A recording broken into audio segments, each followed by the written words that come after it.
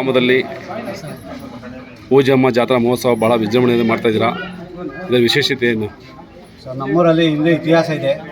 ಏನು ಪೂಜಮ್ಮ ಜಾತ್ರೆ ಅಂದರೆ ಸುತ್ತು 8 ಊರುಗಳು ಸೇರಿ ಪೂಜಮ್ಮ ಜಾತ್ರೆ ಭಾಳ ಅದ್ದೂರಿಯಾಗಿರುತ್ತೆ. ಹಿಂದೆ ಏನು ಗಾತಾ ಗ್ರಾಮದಿಂದ ಬಂದು ಇಲ್ಲಿ ನೆಲೆಸಿದ್ದ ಪೂಜಮ್ಮ ತಾಯಿ ಅಂದಿನಿಂದ ಇದುವರೆಗೂ ಸಹ ಭಾಳ ವಿಜೃಂಭಣೆಯಿಂದ ಹಿಂದೆ ಏನು ಮುಖಂಡರುಗಳಿದ್ರು ಮುಖಂಡರ ಮುಖಾಂತರ ಮುಂದಿನ ಪೀಳಿಗೆಗೋಸ್ಕರ ಸಹ ಭಾಳ ಅತ್ಯುತ್ತಮವಾಗಿ ಅದ್ಭುತವಾಗಿ ಪೂಜಮ್ಮ ಜಾತ್ರೆ ನಡೀತಿದೆ. ನಮ್ಮಲ್ಲಿ ಹಿಂದೆಯಿಂದ 4 ದಿವಸ ಜಾತ್ರೆ ನಡೀತಾ ಇದೆ.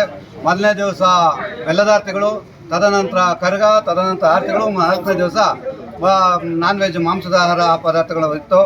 ಆದರೂ ನಮ್ಮ ಊರಿನ ಜಾತ್ರೆ ಇದು ಇತಿಹಾಸದಲ್ಲಿ ನಮಗೂ ಅಕ್ಕಪಕ್ಕದ ಸಹ ನಾನು ಕೇಳ್ಪಟ್ಟಂತೆ ಕೋಗಿಲು ಪೂಜಮ್ಮನ ಜಾತ್ರೆ ಅಂದರೆ ಅದ್ಭುತವಾಗಿ ಜನಸಂದಣಿ ಅದೇ ರೀತಿ ಆಗ್ತಿತ್ತು.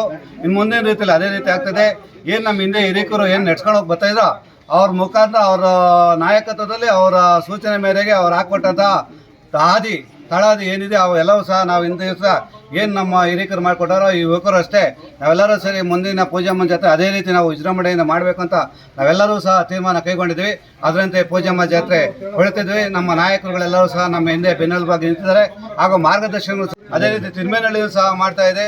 ಕೋಗಿಲ್ ಲೇಔಟ್ನವರು ಸಹ ಇವತ್ತಿನ ದಿವಸ ಆರತಿಯನ್ನು ಒಂದು ಮಾಡಬೇಕು ಅಂತ ಹೇಳಿ ವಿಚಾರ ಮಾಡ್ತಾ ಇದ್ದಾರೆ.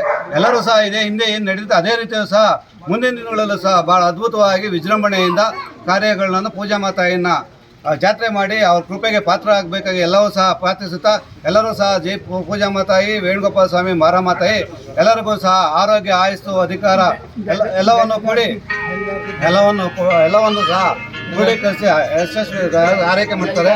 ಅದೇ ರೀತಿ ಸೋಮವಾರ ಇವತ್ತು ದಿವಸ ಏನಿದೆಯೋ ಸೋಮವಾರ ಬೆಲ್ದಾರ್ತಿ ಪ್ರಾರಂಭ ಆಗುತ್ತದೆ, ಮಂಗಳವಾರ ಕರಗ ಆಗುತ್ತೆ. ಅದೇ ರೀತಿ ಮಂಗಳವಾರ ಜೊತೆಯಲ್ಲಿ ಆರತಿಗಳು ಸಹ ಆಗಿ ಬುಧವಾರ ಮಾಂಸ